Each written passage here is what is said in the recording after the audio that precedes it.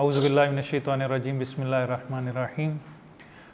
आज जो है वो हम मजलिस तैयार करेंगे इम्तिहान के मौजू पर, और उसके लिए जो तरीक़ाकार है वो ये कि सबसे पहले जो वो हमें कुरान की आयत ढूँढनी है इस मौजू पर। उसके लिए देखें आपके पास जो वो मुख्तलिफ़ किताबें मौजूद हैं जिनसे आप जो है वो इस्तिफ़ादा कर सकते हैं। मैं मामूलन जब कुरान की कोई आयत ढूँढनी होती है तो मेरे पास जो है वो ग़ुलाम अहमद परवेज़ की एक किताब है लुगातुल कुरान, और एक किताब है तब्वीबुल कुरान। और मैं मामूलन जो है वो तब्वीबुल कुरान जो है ना,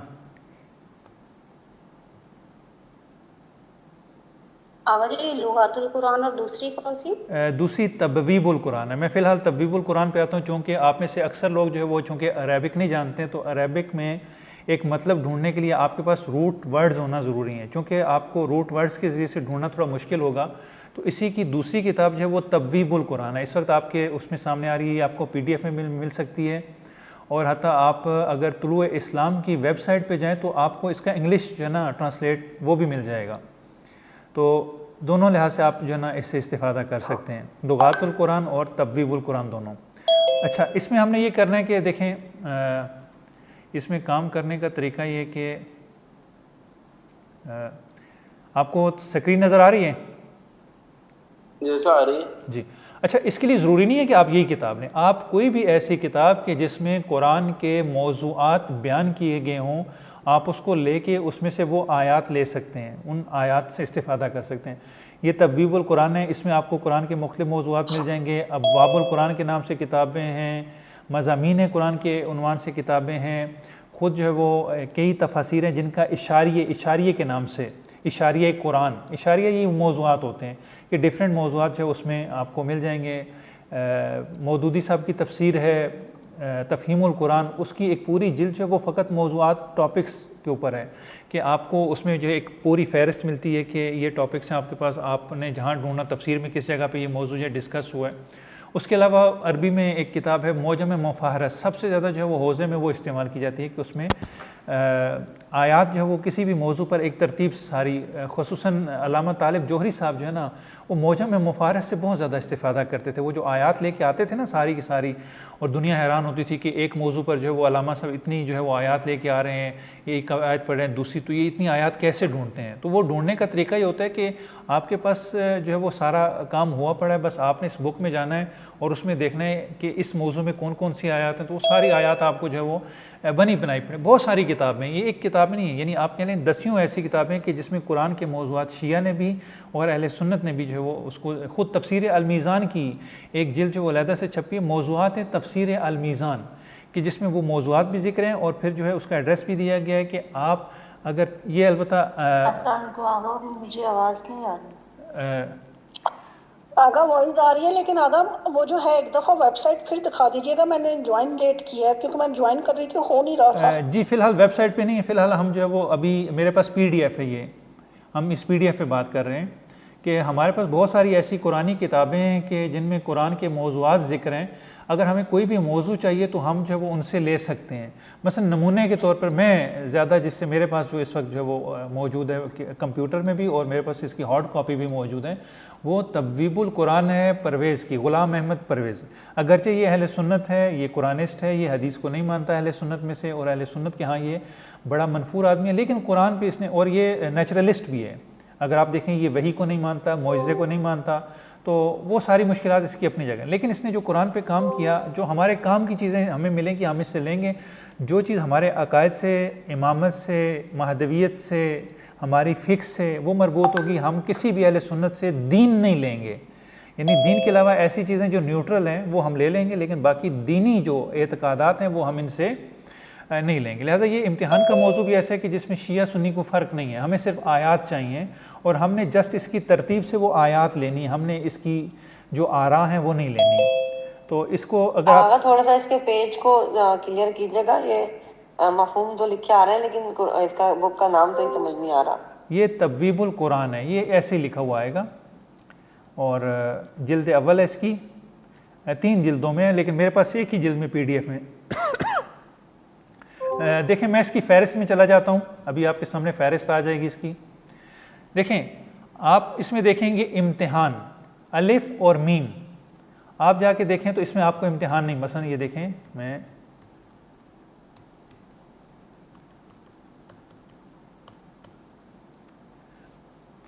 इसको थोड़ा छोटा कर दूँ ताकि एक पेज में आ जाए, आपको नज़र आ जाए। देखें आपको अलिफ और मीम में होना चाहिए ना इम्तिहान में, आपको अलिफ और मीम में इम्तिहान नज़र नहीं आएगा, बस इम्तिहान नहीं। अच्छा, इसी का एक और वर्ड उर्दू में इस्तेमाल होता है इब्तिला, यानी जिसको बला, इब्तला, मुब्तला, ये सारे एक ही इसके जो है ना रूट वर्ड्स हैं। अच्छा, इसमें हम अगर जाकर देखें कि उसने अलिफ बे में तो नहीं बयान किया, वो बे में आ जाएगा, बे लाम।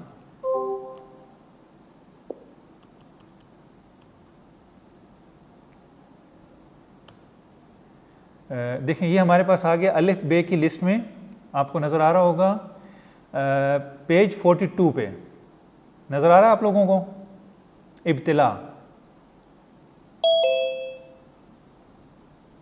नहीं आगा, नहीं नजर आ रहा है, एक स्क्रीन पेज नजर आ रहा है, स्क्रीन वही आ रहा है पेज जहाँ पर हाँ इकबाल और कुरान आ रहा है, इकबाल और कुरान आ रहा है, यही वाला पेज आ रहा है ना, बाकी तो कोई नहीं नजर आ रहा, हमें कोई नई चीज तो नहीं नजर आ रही, वहीं पर स्टक हुआ है। अच्छा, मेरे पास जो स्क्रीन शेयर हो रही है वो तो तबवीबुल कुरान की हो रही है। अगर हमारे पास तो वही पेज आ रहा है ना जो आपने शेयर किया हुआ है। जी जी, उस पे अब आ रहा है आपके पास? कोई हरकत नहीं जी, अब मूव हुआ है, अब हुआ है जी, चलें ठीक है। अच्छा, इसमें जो है वो आप देखें कि पेज नंबर 42 आपको नज़र आ रहा होगा अलिफ बे, जहाँ पे अलिफ बे जो है वो ब्लैक कलर में और उसके नीचे एक लिस्ट है, उसमें लिखा हुआ है इब्तिला, बिल्कुल सेकंड लास्ट पे, सेकंड दूसरी तरफ का जो कॉलम है। जी नजर आ गया। अच्छा, नजर आ गया। हाँ, इसका मतलब है कि 42 पेज पे हमारा मौजू मौजूद है, लिहाजा मैं अभी फ़ौरन जो है वो 42 पेज पे चला जाता हूँ और 42 पेज पे जाके देखते हैं कि इन्होंने जो आयात बयान की हैं वो कौन सी हैं। देखें, अच्छा अब आप देखें कि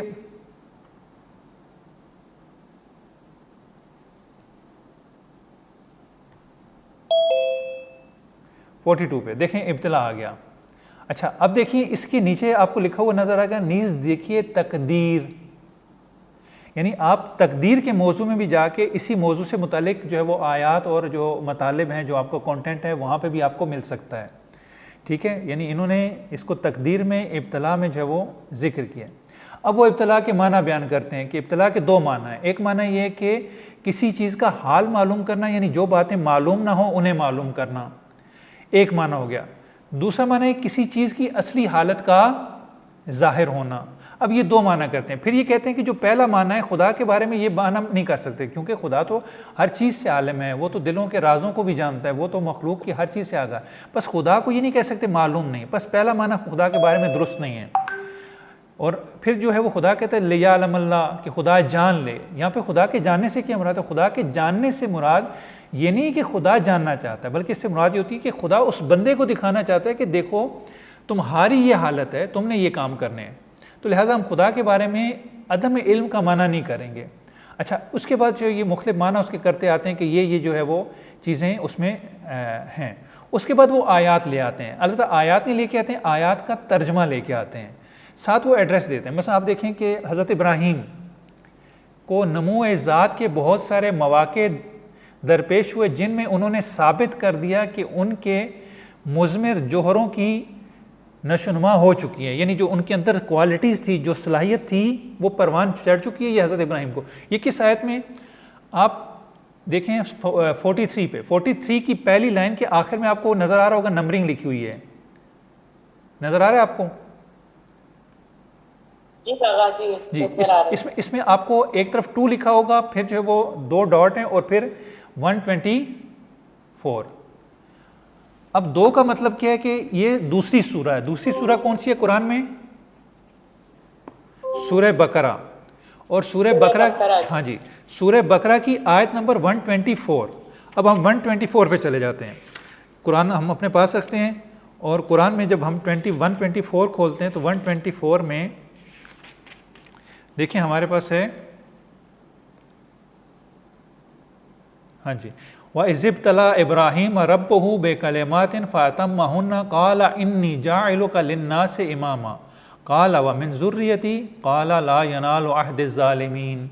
यानी हज़रत इब्राहीम का इम्तिहान लिया गया, इम्तिहान में वो पास हुए और उसके बदले में उनको इमामत दे दी गई। और हज़रत इब्राहीम ने कहा कि खुदाया मेरी ज़ुर्रियत को भी, तो कहा कि नहीं, तुम्हारी जो है वो ज़ालिमीन को ये हुकूमत नहीं मिलेगी। बस एक आयत में हमें हज़रत इब्राहीम का वाक़या, उनका इम्तिहान मिल गया। अच्छा, इसी तरीके से आप हर लाइन के अगर आखिर में देखेंगे तो आपको इसी तरीके से एड्रेस मिलेगा, 2 और 214, 2, 249, 7, यानी 7 से मुराद है 7वीं सूरा। तो इस तरीके से जो ना आपको इसको थोड़ा सा इस पे काम करेंगे तो आपको पता चल जाएगा कि कौन कौन सी आयत। अच्छा, अब मैं सिर्फ अनामीन जिक्र करूँगा कि ये सारी चीज़ें जो हमारे पास आयात मौजूद है। दूसरी आयत, अम्बिया और उनकी जमात के सामने ज़लज़ला अंगेज़ यानी बहुत सख्त मुश्किलात का हुजूम और उन पर काबू पाने की सलाहियत, और जो मुश्किलात पर काबू पाएगा वही जन्नत में जाएगा, यानी जो इम्तिहान देगा वो जन्नत में जाएगा। ये भी सूरह बकरा 214 नंबर आयत में। अच्छा, फिर उसके बाद जो तीसरी आयत में हज़रत तालूत के वक्त जो बनी इसराइल का इम्तिहान लिया गया कि आपने एक चुल्लू भर पानी पीना है, उस वाक़े को इन्होंने जिक्र किया, कहा कि ये वाक़या भी इम्तिहान के मोरद में है। आयत ये भी सूरह बकरा में 249 पे। उसके बाद जो है वो सब कहते हैं हफ्ते के दिन जो यहूदी मछली का शिकार किया करते थे और खुदा ने मना किया था, और फिर खुदा ने कहा कि ये तुम्हारा इम्तिहान है। इसको जो है वो 7वीं नंबर सूरा और 162 में। तो उसके बाद जो हज़रत मूसा को जो मुख्तलिफ जो है वो मुश्किलात से निकाला गया, ये उनका इम्तिहान था। फिर सामरी ने जो बछड़ा बनाया था वो उनके लिए इम्तिहान था, ये 20वीं सूरा में। मैं सिर्फ जो तरतीबवार जिक्र करता हूँ, अगर हम एक एक सूरा को लेके आएंगे तो बहुत देर हमें लग जाएगी। तो ये आपके पास जो ये क्या हो जाएगा, रैंडम आपके पास बहुत सारी आयात, बहुत सारे वाक़यात, बहुत सारी चीज़ें आपको कुरान से मिल जाएंगी कि कुरान ने अम्बिया के इस मतलब को इम्तिहान कहा, सामरी के गौसाले को कहा, हज़रत सुलेमान की शान शौकत को कहा, साबका अक़वाम के मराहिल को कहा, बेटी की कुर्बानी के वक्त इब्राहीम का जो है इम्तिहान था वो कैसा था, नूह की कश्ती की सलामती को भी जो है वो कहा, किसी को रिज़्क़ दिया तो भी उसको इम्तिहान कहा, किसी से अगर एक चीज़ ले ली तो उसको भी इम्तिहान कहा, जंग को इम्तिहान कहा, जंग से भागने वालों को जो है वो ये भी उनका एक इम्तिहान था उसको। अब आप देखें कि आपके पास इम्तिहान से मुतल्लिक कितनी चीज़ें इकट्ठी होती जा रही हैं, आप कितनी चीज़ें जो अपने मौजू से मुतल्लिक जो यहीं पर जो वो आपको एक ही जगह पे मिल रही हैं। और सिर्फ आपने कुरान खोलना है या आप नेट पे भी सर्च कर सकते हैं कि फ़लाँ नंबर सूरा और फ़लाँ आए, तो फ़ौरन आपको जो है वो गूगल या वो चीज़ें जो है ना वो ढूंढ के देगा। अब ये सारे के सारे जो है वो आपके पास ये आयत हैं। अब आपने देखना है कि इसमें से कौन सी आयत ऐसी है कि जिसको मैं लेके बाकी कंटेंट उसके साथ जो वो मिला के देख सकूँ। मैं वो एक मौजू भी आपको बताऊँगा, लेकिन फ़िलहाल जो है अच्छा, इसके बाद हम आ जाते हैं रिवायात पर। पहले हमने अपने मतलब की एक आयत ले ली, और आयत लेने के बाद अब हम जो है वो रिवायात लेंगे। रिवायात के लिए हमारे पास एक किताब है, पता नहीं आप उस किताब से वाकिफ़ हैं या नहीं। उस किताब का नाम है मीज़ानुल हिकमा। कोई वाकिफ़ है इस किताब से? जी आगा जानते हैं। जी, नहीं आगा, मेरे पास इसका पूरा सेट है। मुझे सवाल भी यही करना था कि इसकी जो अहादीस हैं वो सारी मुस्तनद है। जी, आप कह सकते हैं कि उन्होंने अलबत्ता सारी मुस्तनद तो नहीं, चूँकि अहले सुन्नत से भी हैं, कुछ और भी हदीस हैं, लेकिन कुल्ली तौर पर आप कह सकते हैं कि ठीक है, चूँकि ये एक मुहद्दिसीन की जमात ने जमा की है और उन्होंने जो है वो बड़ी मेहनत से जमा किया, तो आप इस पर एतमाद कर सकते हैं। वैसे तो कुरान के अलावा कोई भी जो है वो ऐसी किताब नहीं जिस पे आप 100% जो है वो इत्मीनान कर सकें, लेकिन बहरहाल एक अगर जब इब्तिला कहते हैं तो उसके अंदर आजमाइश और इम्तिहान दोनों आ जाएंगे। जी, उसमें दोनों आ जाएंगे। ये देखें, अब ये मैं स्क्रीन शेयर करता हूँ अभी दोबारा। मीज़ानुल हिकमा की दूसरी जिल्द है।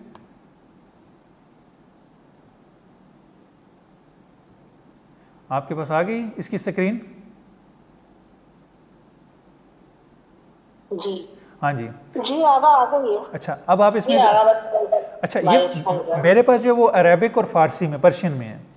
आप उर्दू में भी आपको मिल सकती है आसानी से, और मोबाइल में एक ऐप है जामिउल अहादीस के नाम से उर्दू में, उसमें भी ऐप में ये मीज़ानुल हिकमा मौजूद है, और आप जो भी करना चाहें उसमें से ले सकते हैं, और उसमें कॉपी पेस्ट की ऑप्शन भी है। पता नहीं आप में से कोई जामिउल अहादीस मोबाइल में यूज़ करता है या नहीं? जी आगा मेरे पास है। हाँ जी, उसका अगर लिंक शेयर कर दें ग्रुप में ताकि सब उससे इस्तेफादा कर सकें ना। अच्छा, अब आप देखें कि हाँ, अब आजमाइश क्या है। मोहम्मद अली फाजिल की जी है। जी जी, उर्दू में तर्जुमा उन्हीं का है। जी जी। और मेरी सबको ऑफर है कि अगर किसी को इससे कोई भी हदीस चाहिए हो तो मुझसे कांटेक्ट करके पिक्चर ले सकता है। हाँ जी, तो ये देखिए मेरे पास पर्शियन में, इसमें एक तरफ अरबिक जो है वो उसका असली टेक्स्ट भी आ रहा है और दूसरी तरफ उसका तर्जमा भी जो है वो आ रहा है। अब इसमें आजमाइश क्या है, कुरान में क्या है, अमीरुल मोमिनीन ने, इमाम सादिक ने इसके बारे में क्या कहा है, वो सारी चीज़ें जो वो आपको मिल जाएंगी। बस इसमें एक छोटा सा वाक़या भी आपको साथ ही इसी रिवायत के ज़िम्न में कि अमीरुल मोमिनीन बीमार हो गए, कुछ लोग अयादत के लिए गए तो पूछा कि आपका क्या हाल है, कहा बहुत बुरा हाल है।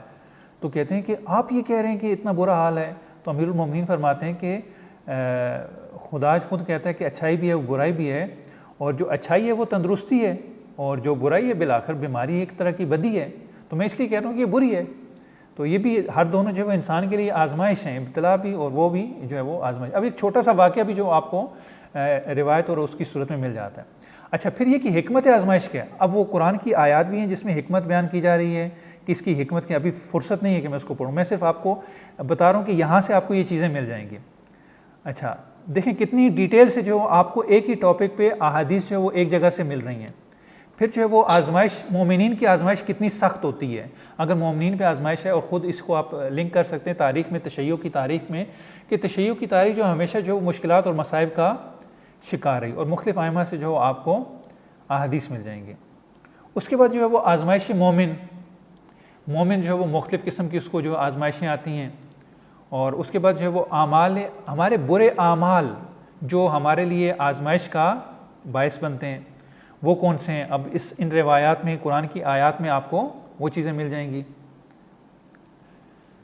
अच्छा, और अगर कोई ऐसा बंदा है कि जो कभी भी किसी मुसीबत में मुब्तला ना हो, आजमाइश में मुब्तला ना हो, अब क्या होगा। अब कहते हैं कि खुदा के नज़दीक ये मबगूज़ है, इंसान पर आजमाइशें आती रहनी चाहिए। अगर किसी के पास ये नहीं आ रही तो ये जो है वो खुदा के नज़दीक जो है वो इस पर गज़ब हो रहा है कि खुदा ने इसको जो है वो। और इसी तरीके से जैसे वो वाक़या लैला और मजनू का जिक्र करते हैं, मौलाना ने मसनवी में भी जिक्र किया कि लैला जो है वो अपने उसके घर के बाहर जो है वो फ़कीरों की लाइन लगी हुई थी और सबको जो है वो बांट रही थी, और मजनू भी लाइन में लग गया। और जब मजनू पहुंचा लैला तक तो लैला ने इसका कासा उठा के फेंक दिया। तो लोगों ने मजनू से कहा कि भाई तुम तो लैला के बड़े आशिक हो और इतना जो है उसके बगैर तुम्हारा तो गुज़रता ही नहीं, वक्त नहीं गुज़रता, हर वक्त तुम जो है वो लैला लैला की तस्बीह जो पढ़ते रहते हो। और जब तुम लैला के पास पहुँचे उसको मालूम भी था और उसने तुम्हारा क्या हाल किया, तुम्हारा कासा फेंक दिया, सबको उसने अता कर दिया और तुम्हें महरूम कर दिया, बल्कि महरूम भी नहीं किया, तुम्हारा कासा फेंक दिया। अब मजनू जो है वो कहता है कि देखो, यानी उसने सबके साथ एक जैसा सलूक किया लेकिन मेरे साथ डिफरेंट सलूक किया। ये सलूक किसी और के साथ उसने क्यों नहीं किया। ये इम्तियाजी सलूक मेरे साथ उसकी मोहब्बत का सबूत है, यानी उसको भी जो है वो मोहब्बत के पैराए में ले गए आ रहा है। और अगर इंसान पर भी अगर कोई आजमाइश नहीं आती है तो वो खुदा के नज़दीक जो वो मबगूज़ है। अगर उस पर कोई मुसीबत आ रही है तो उसका मतलब है कि खुदा की नज़र करम उस पर है, कि खुदा उसको याद दिला रहा है कि तुम मेरी नज़र में हो। इसके बाद जो है वो अच्छा, मोमिन की जो है वो तकरीम की जाती है, उसे इज़्ज़त दी जाती है मसाइब के बाद, जैसे हज़रत इब्राहीम का वाक़या। उसके बाद जो कभी कभी इसलिए भी इम्तिहान आता है कि इंसान को जो झंझोड़ा जाता है, तंबीह की जाती है कि अलर्ट हो जाओ, उसको एक अलर्ट सिग्नल दिया जाता है। इसी तरीके से जो है वो गुनाह जो है वो इसके ज़रिए से धुल जाते हैं। अब इसमें वाक़यात भी हैं और इसमें जो है वो मुख्तलिफ़ रिवायात भी हैं। अब ये खुदा की मोहब्बत की निशानी है। अब आप देखें कितनी ही चीज़ें आपको, और इसी में वाक़यात जो है वो अच्छा, फिर जितनी आपकी आजमाइश जो वो ईमान के मुताबिक है, जितना हमारा ईमान होगा इतनी ही हमारे ऊपर आजमाइश आएगी। खुदा किसी की तकलीफ़ से बढ़कर उसको आजमाइश नहीं देता। अब मोमिन की हालत क्या होती है और सख्त तरीन जो है वो आजमाइश इंसान की क्या होती है। अब देखिए कितना लंबा टॉपिक है और आपके पास जो वो कितने सफ़ात पर मुश्तमिल कंटेंट जो है वो हदीस की सूरत में आइमा अलैहिस्सलाम की जो है वो आपके पास कंटेंट मौजूद है। अब आप इसको ले लें। अच्छा, तीसरा काम आपने ये करना है कि अभी ये रैंडम चीज़ें हैं, अभी आपने सिर्फ चीज़ें इकट्ठी करते जाना, यानी मजलिस के लिए तरीका ये कि जो आयात आपको मिलें और जो आपको अच्छी लगें कि आप इनको बयान कर सकते हैं, किसी जगह एडजस्ट कर सकते हैं, उनको एक तरतीब से आयात को लिखते जाएं, उस आयात के मौज़ूआत को लिखते जाएं और उसके साथ साथ रिवायात और रिवायात के मौजू को लिखते जाएं।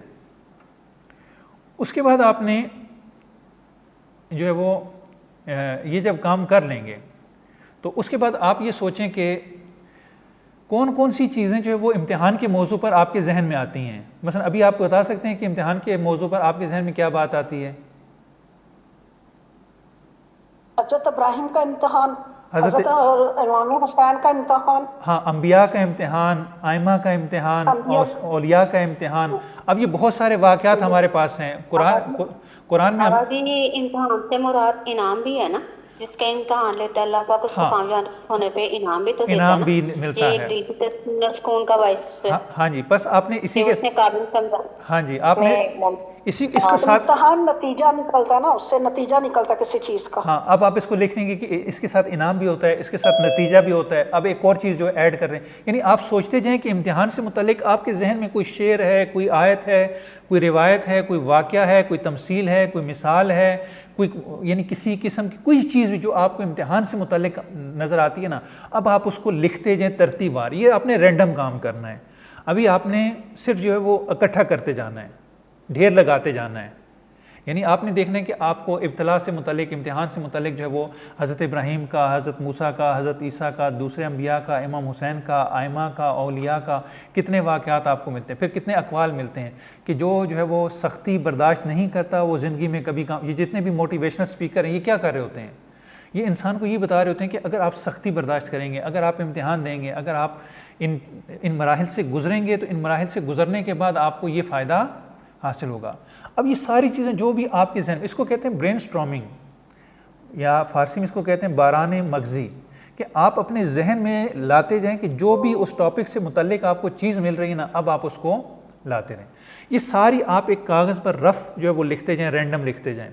जब आप लिख लें तो अब आपने देखना है कि इनमें से कौन सी आयत है कि जो अगर मैं लूँ और उस आयत में मुझे कुछ चीज़ें ऐसी मिल जाएंगी कि मुझे एक तरतीब मिल जाएगी। जैसे जो पिछली आयत थी जो मैंने बयान की कि कान नास उम्मतन वाहिदा, लोग जो वो एक उम्मत थे, उनमें इख्तिलाफ हुआ, फ़बासल्लाहु नबीयीन मुबश्शिरीन मुनज़िरीन। फिर खुदा ने क्या किया? खुदा ने मुबश्शिरीन मुनज़िरीन ये भेजे और माहुमुल किताब, और उनके साथ किताब थी जो हक़ और वो लोगों के दरमियान हक़ के साथ फ़ैसला करते थे। अब देखें इस आयत में दो चीज़ें बयान हुई, एक लोगों का इख्तिलाफ बयान हुआ, फिर उस इख्तिलाफ को हल करने के लिए अम्बिया का आना बयान हुआ, उन अम्बिया का किताब के साथ आना ज़िक्र हुआ, और फिर उसके बाद जो मुखालफत करने वाले थे, इख्तिलाफ करने वाले थे, उनकी हालत बयान हुई कि ये इख्तिलाफ जो है वो इल्म से, जहालत की वजह से नहीं करते, बल्कि इल्म की वजह से, किताब के आ जाने के बाद करते हैं, बग़यम बैनहुम, ज़िद की वजह से, अदावत की वजह से, जुल्म की वजह से, ज़्यादती की वजह से।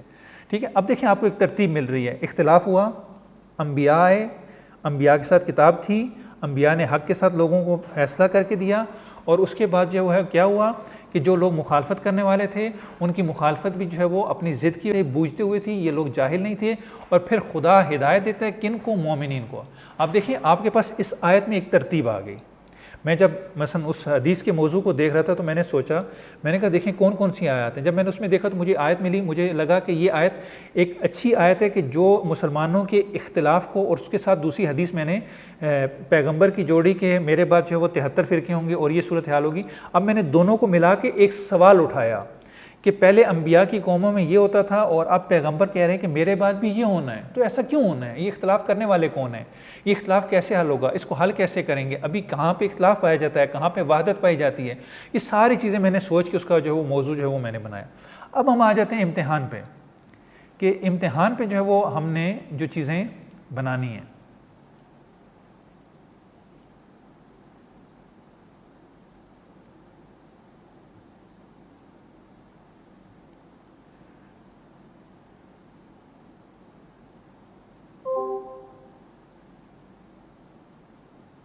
मैंने इम्तिहान पे जो चीज़ें आपने बताई वो भी इकट्ठी कर ली, और उसके अलावा भी कुछ चीज़ें जो है वो जमा कर ली। मैं स्क्रीन शेयर करता हूँ।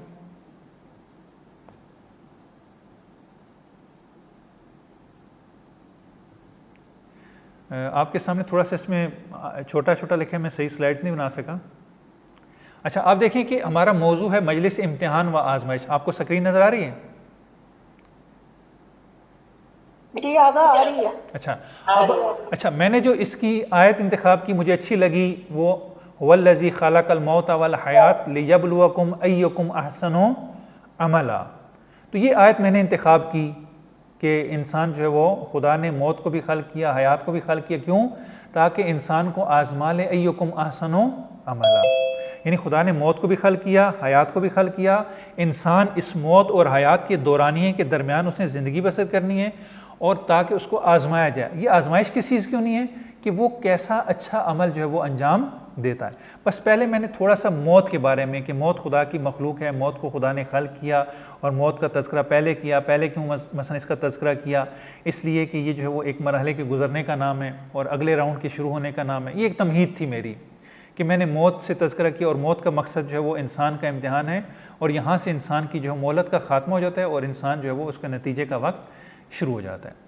अच्छा, इसके बाद मैं असले मौजू पे आ गया, इम्तिहान में।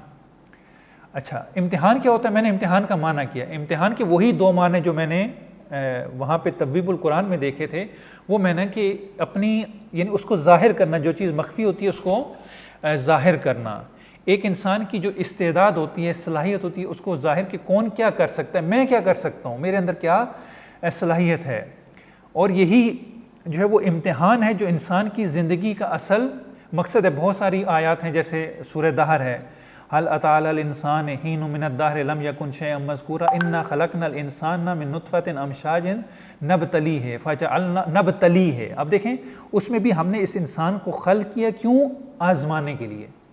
इंसान इस दुनिया में आया ही इसीलिए, खल्क़ ही इसीलिए किया गया ताकि उसको आज़माया गया। अब यहीं पर जो एक फ़ज़ाइल का नुक्ता जो ख़तीब हज़रात हैं, मैं तो आपको बता सकता हूँ, लगाना आपका काम है। अब ख़तीब हज़रात हैं कि यही वो इम्तिहान है जिससे इब्राहीम इमाम बन रहे हैं और इब्लीस शैतान बन रहे हैं। अब यहाँ पे आप गुरेज करके हज़रत इब्राहीम के इमाम बनने के वाक़े को भी और इस आयत को भी ला सकते हैं। इज़्बितला इब्राहीम रब्बहु बिकलिमातिन फतम्महुन्ना, वहाँ पे हज़रत इब्राहीम के वाक़े की तरफ जाके वो वाक़या और उसमें इम्तिहान भी बयान कर सकते हैं। और अगर उस वाक़े की तरफ जाएँ तो फिर हज़रत इब्राहीम जो इमाम बने, फिर हज़रत इब्राहीम ने वहाँ पे एक इद्दा किया, या वहाँ पे खुदा से एक दरख्वास्त की, कहा कि खुदाया व मिन ज़ुर्रियती, खुदाया मेरी ज़ुर्रियत को भी इमाम बना। तो बन सकती है। खुदा कहते हैं ला यनालु अहद ज़ालिमीन, वो इमाम नहीं बन सकते। अब हज़रत इब्राहीम का ये जो सवाल था, अल्लामा तबतबाई यहाँ पे फरमाते हैं कि इसकी जो है वो कुछ सूरतें बन सकती हैं जो अकली तौर पर जो फ़र्ज, वो क्या है? मसलन हज़रत इब्राहीम का ये सवाल किस के बारे में था कि मेरी ज़ुर्रियत में से। अब हम देखते हैं कि लोग चार तरह के हैं। एक वो लोग जिन्होंने सारी ज़िंदगी जुल्म और सितम किया, उनकी ज़िंदगी में कोई अच्छाई नहीं है। एक वो है कि जिनकी ज़िंदगी सारी की सारी अच्छी गुजरी, जैसे अम्बिया हैं, औलिया हैं, आइमा हैं, अच्छे लोग हैं, इनकी ज़िंदगी में किसी किस्म की कोई बुराई नहीं है। दो किस्म के लोग हो गए। अच्छा, तीसरी किस्म के लोग वो हैं कि जिनकी ज़िंदगी का पहला हिस्सा गुनाहों में गुजरा और दूसरे हिस्से में उन्होंने तौबा कर ली, जैसे जनाब हुर हैं, बिश्र हाफ़ी हैं, या और बहुत सारे हमारे पास मिसालें। ये तीन हो गए। चौथा, जिन्होंने पहली ज़िंदगी अच्छी गुजारी लेकिन आखिर में गुमराह हो गए। अब अकली तौर पर ये चार सूरतें फ़र्ज़ हैं। अल्लामा फरमाते हैं कि चार हैं। पूरी ज़िंदगी गुनाह किए, पूरी ज़िंदगी नेकियां की, ज़िंदगी के पहले हिस्से में नेकी की, बाद में गुमराह हो गए, और ज़िंदगी के पहले हिस्से में जो है वो गुमराह रहे और बाद में जो है वो हिदायत याफ्ता हो गए, चौथी नंबर पे, यानी बाद में हिदायत याफ्ता होने। अब हज़रत इब्राहीम का सवाल इन चार सूरतों में से किसके साथ हो सकता है? आया हज़रत इब्राहीम उसको इमाम कहेंगे कि जो जिंदगी नेकी में गई ना आका, हैं जी, पूरी जिंदगी उनकी तो अमले साले में गुजर गई ना, नेकी में रही, पहली जिंदगी भी आखिरी भी। देखें, जिसने सारी ज़िंदगी जुल्म किया, क्या इसके बारे में हज़रत इब्राहीम कह सकते हैं कि इसको इमाम बना? नहीं, इसको नहीं कह सकते। अच्छा, जिसने सारी ज़िंदगी अच्छी गुजारी हो, इसको भी नहीं कह सकते। क्यों? ये तो मालूम है, ये तो पहले इस काबिल है, इसके बारे में तो सवाल बनता ही नहीं है। इसमें तो पहले जो है वो ये सलाहियत पाई जाती है, लिहाजा सवाल इसके बारे में भी नहीं है, क्योंकि वो तो पहले ही जो है वो काबिल है। अच्छा, तीसरे के बारे में कि जिसने पहली ज़िंदगी जो है वो अच्छी गुजारी, बाद में गुमराह हो गया, जैसे इब्लीस है, आया इसके बारे में हज़रत इब्राहीम कह सकते हैं कि खुदाया इसको इमाम बना? नहीं, इसके बारे में भी नहीं कह सकते। फ़कत एक सूरत बचती है, एक सूरत बचती है कि पहले ज़िंदगी उसने गुनाहों में गुजारी हो और बाद में तौबा कर ली हो। अब हज़रत इब्राहीम इस चौथी सूरत के बारे में कह रहे हैं कि खुदाया व मिन ज़ुर्रियती, मेरी ज़ुर्रियत में से इसको, कि जिसने पहली ज़िंदगी में गुनाह किए, बाद में जो है ये हिदायत याफ्ता हो गया, इसको इमाम बना। तो खुदा कहता है ला यनालु अहद ज़ालिमीन, कि जो भी जालिम होगा, चाहे वो ज़िंदगी के किसी भी हिस्से में हो, पहले हिस्से में हो, आखिरी हिस्से में हो, ये इमाम नहीं बन सकता। इमाम वही होगा जो पूरी ज़िंदगी नेक, पाक, पाकीज़ा और मासूम रहेगा। अब यहाँ से जो अगर आप इस वाक़े की तरफ जाते हैं तो इस मतलब को भी बयान कर सकते हैं कि इमाम वो होता है कि जो बिल्कुल मासूम हो, उसने कोई गुनाह ना किया हो। बस इम्तिहान ही है जिसने हज़रत इब्राहीम को इमाम बना दिया, इबलीस को शैतान बना दिया। अब इबलीस को शैतान बना दिया, अगर आप अशरा पढ़ें तो फिर इबलीस का वाक़या और वो सारा जो आपने कल हज़रत आदम और उसका पढ़ा है, और मुकालमा फ़रिश्तों का अलहदा था, हज़रत आदम का और इबलीस का जो है वो अलहदा था, यानी अब फुर्सत नहीं मैं इसको बयान करूँ। ये एक नुक्ता हो गया, एक चीज़ होगी आपकी। अच्छा, अब इसी से एक और फ़ज़ाइल का नुक्ता जो वो आगे निकलता है। इबलीस शैतान क्यों बना? क्योंकि वो वली खुदा के मुकाबले में आया। बस जो भी वली खुदा के मुकाबले में आए, जहाँ भी आए, जिस शक्ल में आए, मर्द हो औरत हो, वो इबलीस है। अब लोग खुद समझ जाते हैं कि ये नुक्ता जो है वो किस तरफ जा रहा है। अब ये इम्तिहान है, ये हमने इसको बयान करना शुरू कर दिया। अच्छा, हमारी ज़िंदगी में बहुत ज़्यादा इम्तिहानात होते हैं, हम इम्तिहान देते हैं। आशना है बचपन से जो है वो अभी 3-4 साल के होते हैं, स्कूल में डाल दिया जाता है। स्कूल में जो पहले तो हमें टेस्ट लिया जाता है कि आया हम जो वो पास होकर स्कूल के काबिल हैं या नहीं। अगर उस टेस्ट में पास हो जाते हैं फिर हमें स्कूल में जो वो प्रेप में, नर्सरी में रखा जाता है, फिर पहली दूसरी क्लास हर जो है साल हर साल हमारे इम्तिहान होते हैं। फिर जो है वो कॉलेज में, यूनिवर्सिटी में और जहाँ पर भी हम जाते हैं, फिर यानी किसी अगर जॉब करनी है तो वहाँ पर भी हमसे टेस्ट लिया जाता है, इंटरव्यू लिया जाता है। यानी हम अपनी ज़िंदगी में सबसे ज़्यादा जिस चीज़ से आशना हैं, वाकिफ़ हैं, वो इम्तिहान है। हमने अपनी ज़िंदगी में सबसे ज़्यादा जो है वो अपनी तालीमी दौर में भी, अपनी अमली प्रोफेशनल लाइफ में भी, अपनी रोज़मर्रा ज़िंदगी में भी, रिश्तों में भी, अपने मोहल्ले में भी, अपनी ज़िंदगी में भी, अपने मुल्क में भी, शहर में भी, आप देखें कि आए रोज़ हम इम्तिहान ही दे रहे होते हैं। लिहाजा इम्तिहान ऐसी चीज़ है कि हम सबसे ज़्यादा जिस चीज़ से वाकिफ़ वो इम्तिहान है। अब हम इसी इम्तिहान को जो हम अपनी ज़िंदगी में देखें और स्कूलों में, कॉलेजेस में देखा है, इसी को हम ज़रा अपनी ज़िंदगी में ले आएँ। यानी इसी इम्तिहान के पैटर्न को ज़रा हम अपनी ज़िंदगी में ला के देखें और खुदा ने जो हमारा इम्तिहान लेना है, अब इसी पैटर्न पे हम आ जाएं।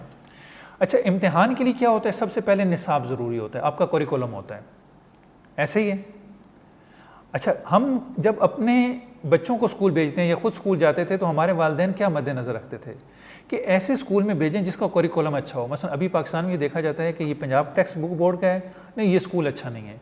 अगर ये नेशनल बुक फाउंडेशन के, हाँ थोड़ा सा बेहतर है। अगर ये ऑक्सफोर्ड का पढ़ा रहे हैं, हाँ अब ये अच्छा है। अब अपने बच्चे को स्कूल में भेजेंगे जहाँ पे जो करिकुलम जो है वो ऑक्सफोर्ड यूनिवर्सिटी का होगा। तो लिहाजा हमारी कोशिश होती है कि ऐसे स्कूल में भेजा जाए क्योंकि फिर उसका निज़ाम भी, उसका सिस्टम भी, उसके असातिज़ा भी बड़े क्वालिफाइड होंगे।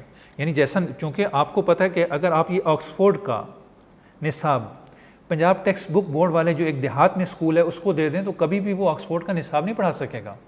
तो निसाब बहुत मुहिम होता है। ये निसाब दो तरह का होता है, एक थ्योरेटिकली और एक जो है वो प्रैक्टिकली। ये दोनों निसाब जो है वो हमारे पास मौजूद हैं। अच्छा, ये निसाब क्या है हमारे इम्तिहान का? हमारे निसाब का जो इम्तिहान है, इम्तिहान का जो निसाब है वो कुरान है, किताब खुदा है और कुरान नातिक, कुरान सामित भी है, कुरान नातिक भी है। ये हमारा निसाब है, हमारा इम्तिहान इसी से होना है।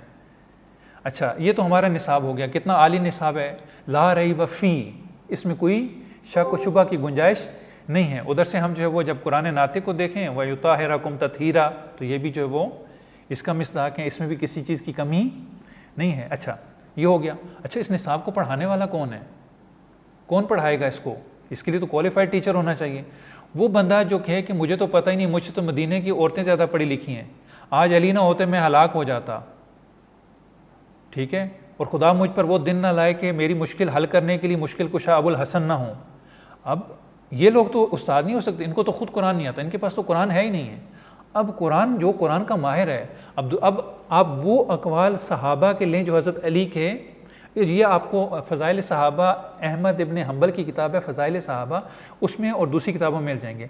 उन्होंने एतराफ़ किया अली से बढ़कर कोई भी कुरान का आलिम नहीं है। अब्दुल्ला इब्न मसूद ने भी और दीगर लोगों ने भी इकरार किया कि अली से बढ़कर, खुद अली अलैहिस्सलाम नहजुल बलागा में और दूसरे को फरमाते हैं कि मैं जानता हूँ कुरान क्या है, इसकी तावील क्या है, इसकी तंजील क्या है, कहाँ पर नाज़िल हुआ, कैसे नाज़िल हुआ, किसकी शान में नाज़िल हुआ। अमीरुल मोमिनीन के अक़वाल जो वो यहाँ पर बयान कर सकते हैं कि अमीरुल मोमिनीन से बेहतर, इसीलिए तो पैगम्बर ने फरमाया अली माल कुरान वाल कुरान मा अली। अब ये आपके पास उस्ताद हो गया। अच्छा, ये जिस स्कूल में, जिस मकतब में है, वो मकतब क्या है? वो मकतब अहले बैत है। कैसा मकतब है? जिसमें सारे के सारे मासूम हैं, ऐसी पाक व पाकीज़ा हस्तियाँ हैं, जिसमें जो वो एक एक हस्ती जो है वो दुर बेबहा है। यानी आपके पास वो मकतब है कि जिसमें एक एक शख्सियत पे अगर आप आ जाएं तो एक एक शख्सियत आपके पास जो वो ऐसी ऐसी कीमती है कि इंसान हैरान हो जाता है। अच्छा, ये हो गया। अच्छा, इसके बाद आप देख लें, अगले मरहले में हम चले जाते हैं। अच्छा, ये इम्तिहान जो है, इम्तिहान का तरीक़ाकार क्या होगा, इसका पैटर्न क्या होगा, इसका सवालनामा क्या होगा, हमने करना क्या है?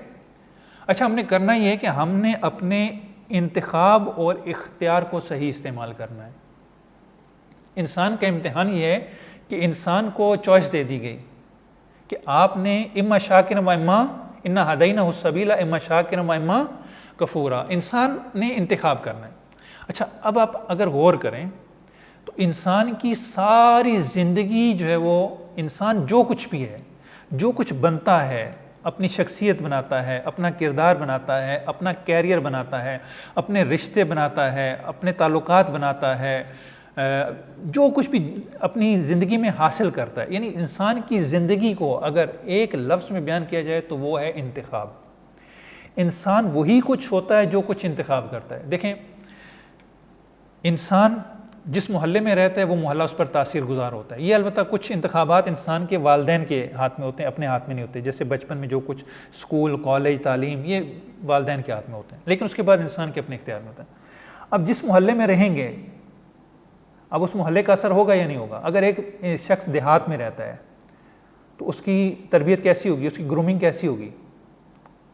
एक कबाइल में रहता है तो वो कबाइली होगी। एक शहर में रहता है, फिर शहर में भी जो है वो आप देखें कि अगर एक जो है वो किसी पुराने मोहल्ले में रहता है तो उसकी क्या होगी, और एक जो DHA में रहता है, बहरिया में रहता है, तो उनका जो सोचने का अंदाज़, ज़िंदगी गुजारने का अंदाज़ कितना डिफरेंट होता है। ये डिफरेंट क्यों है, ये इख्तलाफ क्यों होता है, ये इंतखाब की वजह से है। अच्छा, उसके बाद आपने जो तालीम इख्तियार की उसी लिहाज से आपकी शख्सियत बनेगी। जो असातिज़ा आपने इंतखाब किए उसी का असर आप पर होगा। जो आपने रोल मॉडल अडॉप्ट किया उसी के मुताबिक आपकी शख्सियत बनेगी। जो आपने सब्जेक्ट पढ़े उसी के मुताबिक आपका कैरियर बनेगा। अच्छा, जो आपने रिश्ता इंतखाब किया अपने लिए, आपका शरीक सफ़र उसी के मुताबिक बनेगा। यानी आपकी ज़िंदगी पूरी की पूरी इंतखाब पर है। जैसा इंतखाब करेंगे वैसा होगा। और कुरान क्या कह रहे हैं, अहसनो अमला, आपने इंतखाब आसन करना है। इंसान का इम्तिहान यही है कि इंसान ने आसन अमल इंतखाब, जो भी इंतखाब करना है वो आसन होना चाहिए, उसमें किसी किस्म का जो है वो कमी नहीं होनी चाहिए। कोशिश ये करनी चाहिए कि हमारा इंतखाब बड़ा परफेक्ट होना चाहिए, क्योंकि हम जो भी इंतखाब करेंगे वो हमारी शख्सियत का, हमारे किरदार का, हमारी ज़िंदगी का, हमारे जो नताइज हैं उसका हिस्सा बन जाएगा। अच्छा, ये आसन अमल क्या है? हम समझते हैं कि हमने बड़ा ज़्यादा, हमने मसलन अगर नमाज़ पढ़ रहे हैं तो हम जो नमाज पे नमाज़ पढ़ते जाए, नमाज पे नमाज़ पढ़, नहीं, ये आसन अमल नहीं। हमारे पास दो चीज़ें होती हैं, एक कमियत होती है, एक कैफियत होती है, एक क्वालिटी होती है, एक क्वांटिटी होती है। हमारे मद्देनज़र क्या होता है, हम जब भी कोई चीज़ ख़रीदने जाते हैं तो हमारे मद्देनज़र क्या होता है, क्वालिटी होती है, क्वांटिटी होती है। मामूलन हमारे नज़दीक जो है उसकी क्वालिटी होती है कि अच्छी क्वालिटी की चीज़, कोई भी चीज़ खरीदने जाते हैं, भैया अच्छी क्वालिटी की देना। क्यों?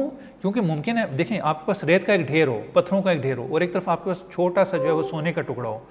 अब यहाँ पे किसकी कीमत ज़्यादा है, वैल्यू ज़्यादा है? सोने की ज़्यादा है। क्यों ज़्यादा है? क्योंकि उसकी कैफियत, उसकी क्वालिटी बड़ी खालिस है, बड़ी जानदार है। तो हमारी ज़िंदगी में भी हमें वो चीज़ इंतखाब करनी है जो क्वालिटी वाइज बड़ी अच्छी होनी चाहिए। हमें क्वांटिटी के साथ साथ जो है वो असली चीज़, वो क्वालिटी पे हमें कंप्रोमाइज़ नहीं करना। यही आसान अमल है कि हम क्वालिटी पे कंप्रोमाइज़ ना करें। अच्छा, अब इसके पास, हमारे पास कोई मिसाल भी है आया अमल की जिसमें क्वालिटी और क्वांटिटी हो? हाँ, हमारे पास मिसाल है। शैतान की सारी ज़िंदगी, हज़ार साल की इबादत हमारे पास मौजूद है, लेकिन ये हज़ार साल की इबादत जो एक लहजे में वो सारी ज़ाया होगी, उसका कोई फ़ायदा नहीं, क्योंकि उसने खुदा की इताअत नहीं की। उसमें क्वांटिटी है लेकिन जो खुलूस से नीयत होनी चाहिए थी वो नहीं है। उसके मुकाबले में ये फ़ज़ाइल का नुक्ता, ये खुतबा हज़रात खुद उसको तैयार करके लगा। अच्छा, अब उसके मुकाबले में क्या है, एक ज़रबत और सकलैन की इबादत से अफजल है। क्यों अफजल है? क्योंकि उसकी क्वालिटी बड़ी अच्छी है।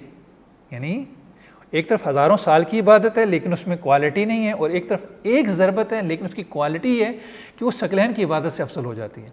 अच्छा, ये आपका इम्तिहान है कि हमने आसान अमल। अच्छा, ये जो इम्तिहान लिया जा रहा है भाई, ये इंसान को बेखबर रख के नहीं लिया जा रहा है। इंसान को पता है कि हमने क्या करना है, और इंसान की रहनुमाई और हिदायत का इंतज़ाम भी किया गया। उसके लिए हादी भेजेंगे। अब यहाँ पे आप नबूवत की तरफ टच दे के नबूवत की तरफ निकल सकते हैं, फ़लसफ़ा नबूवत बयान कर सकते हैं। अगर आपके पास टाइम है, आपने एक मजलिस नहीं पढ़नी, ज़्यादा मजालिस पढ़नी है, तो इससे जो है वो फ़लसफ़ा नबूवत और उस पर जो आयात हैं उसकी तरफ जा सकते हैं। अच्छा, फिर इसी पे इंसान, क्यों नबूवत ज़रूरी? क्योंकि इंसान अपनी आका से बराह रास्त हुकूमत हिदायत नहीं ले सकता। इंसान को हिदायत के लिए जो वो हादी चाहिए, वही चाहिए।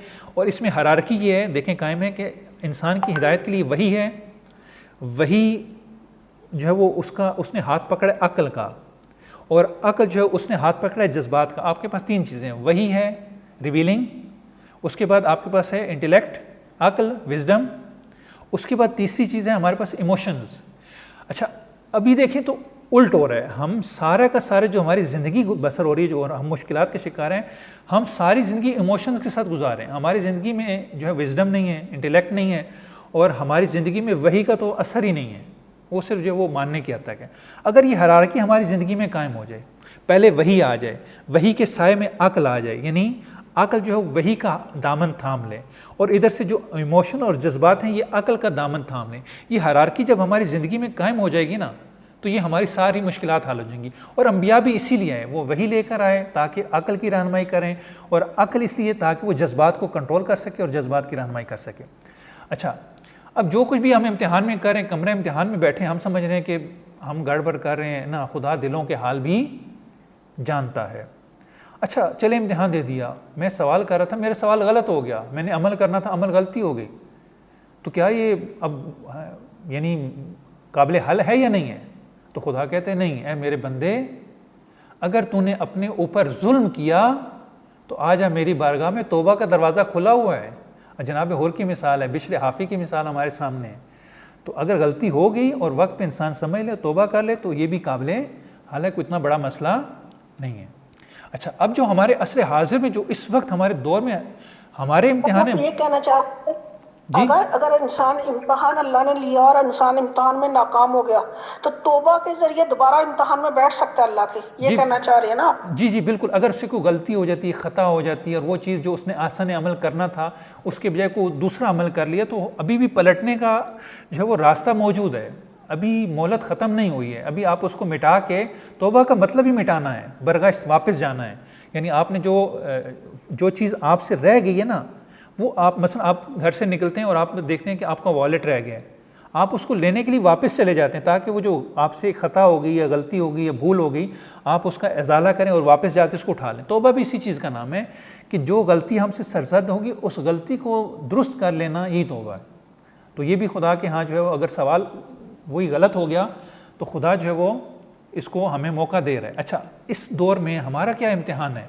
अब ये पैगाम है, हमारा इम्तिहान विलायत का है, हमारा इम्तिहान अज़ा का है, हमारा इम्तिहान इंतज़ार है।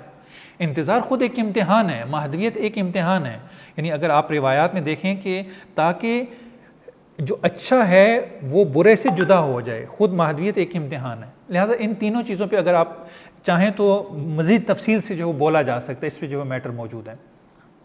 अच्छा, उसके बाद जो वो आया, हमें कैसे पता चले कि इम्तिहान कैसे देना है? आया कोई साबका पर्जाजात भी हैं, जैसे हमारे यहाँ होता था कि पिछले 5 साल के जो पेपर आ जाते थे उनको हल कर लें तो आपको पता चल जाता था। आया खुदा के इम्तिहान में भी ऐसा है कि कुछ साबका पर्चे? खुदा कहते हैं हाँ, जो साबका अम्बिया थे, साबका अक़वाम में जाके देख लो उनका क्या हाल हुआ है, उनका जो है वो क्या सूरत हाल थी। तो लिहाजा हमारे पास साबका पर्चे भी मौजूद हैं, अम्बिया के अक़वाम के हालात मौजूद हैं, उनको जाके पढ़ें। कमा यानी उसमें है ना कि फ़तनल्लज़ीना मिन क़ब्लिकुम, जैसे हमने तुमसे पहले वालों को आजमाया। अब वो आजमाइशें भी उनकी ज़िक्र हैं, लिहाजा हम यहाँ पे गुरेज करके अक़वाम की तरफ जा सकते हैं, उनके हाल जो बनी इसराइल को बयान कर सकते हैं, दूसरों को बयान कर सकते हैं वहाँ पर। अच्छा, अब ये जो हमारा इम्तिहान है, ये इम्तिहान कैसा है? ये इम्तिहान लहज़ा ब लहज़ा है, हमारा एक एक सांस इम्तिहान है। अच्छा, और इस इम्तिहान के लिए हमारे ऊपर एक सुपरवाइज़र भी है।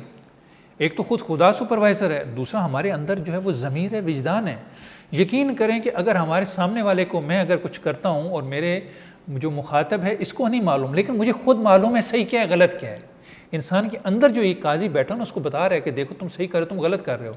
बेशक उसका इजहार ना करे दूसरों के सामने, जो वो जो कुछ मर्जी करे, लेकिन उसके अंदर से एक आवाज़ जो है वो आती है। अब ये कि अगर इंसान अपने ज़मीर को मार दे, यानी अपने उस सुपरवाइज़र को अपने साथ मिला के गलत कामों पर मुतमिन कर ले, नहीं यार बैठ जाओ, आप अभी चुप कर जाओ, ठीक है, तो ये इंसान के अपने नुकसान में नहीं, वो ज़मीर की आवाज़ ज़िंदा रहनी चाहिए।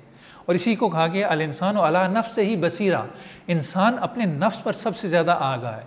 इसीलिए 29वें और 30वें पारे की आप आयात देख लें क़यामत का, और क़यामत में इन चीज़ों का बड़ा जिक्र है, यानी बड़ी डिटेल से 29वां और 30वां पारा जो है वो क़यामत के ऊपर है। अच्छा, अब इम्तिहान में हमने करना क्या? इम्तिहान में हर बंदे को कामयाबी चाहिए होती है, नतीजा चाहिए होता है। नतीजा क्या है? हमें कैसे पता चले कि हमारा जो है वो, ये देखना पड़ेगा कि आया हम हदफ के मुताबिक जा रहे हैं या नहीं जा रहे हैं। वो कैसे पता चलेगा? वो ये देखना होगा कि वो जो तौहीद हम पढ़ रहे हैं, आया हमारी ज़िंदगी तौहीद के मुताबिक है या नहीं, खुदा की मर्ज़ी के मुताबिक है या नहीं है। आसन अमल यही है, आसन अमल ये है कि हमारी ज़िंदगी खुदा की मर्ज़ी के मुताबिक हो जाए, हमने यही करना है। अच्छा, अब जो हम अमल कर रहे हैं ये तो हमारे नज़दीक सही है, यानी हर बंदा अपने नज़दीक तो सही होता है, हर बंदा अपने आप को मासूम समझता है, लेकिन आया खुदा के नज़दीक भी ये अमल काबिल कबूल है? जैसे कुछ लोग आए अमीरुल मोमिनीन के पास या इमाम रज़ा अलैहिस्सलाम के पास भी, दोनों वाक़यात मिलते हैं। इमाम रज़ा अलैहिस्सलाम से मिलने की कोशिश की, पहले तो इमाम ने उनसे मिलने से इनकार कर दिया, बाद में जब उनसे मिले कहा कि हम आपकी शिया हैं। इमाम कहते हैं मैं तो तुम्हें कोई शियों वाली अलामत नहीं देखता, ये तो हम इद्दा कर रहे हैं कि हमारा ये अमल है। आया खुदा के नज़दीक भी वो अमल काबिल कबूल है? हमें अपनी मर्ज़ी के मुताबिक नहीं, खुदा की मर्ज़ी के मुताबिक अमल करना है। तो लिहाजा मुहिम ये कि मुम्तहिन जो एग्ज़ामिनर है खुदा है, उसके नज़दीक हमारा इम्तिहान सही, क्योंकि अच्छे और बुरे का फ़ैसला हमने नहीं करना, वो खुदा ने करना है, या जो हमारे अंदर काजी बैठा हो उसने करना है। अच्छा, उसके बाद जो है वो हम आते हैं कामयाब कौन। हमें पता तो होना चाहिए ना कि अगर पहले लोगों ने कामयाब जो है वो इम्तिहान दिया तो उसमें कामयाब कौन हुआ और कामयाबी का मेयार क्या है। अच्छा, कामयाब अगर हम देखें तो ये कामयाबी का कब पता चलता है? जब नतीजे का दिन है। नतीजे का दिन कैसे? इसको आप यूँ समझें कि जब इंसान की मौत का वक्त आता है तो तब पता चलता है कौन कामयाब है कौन, जब मौत नज़र आ रही होती है।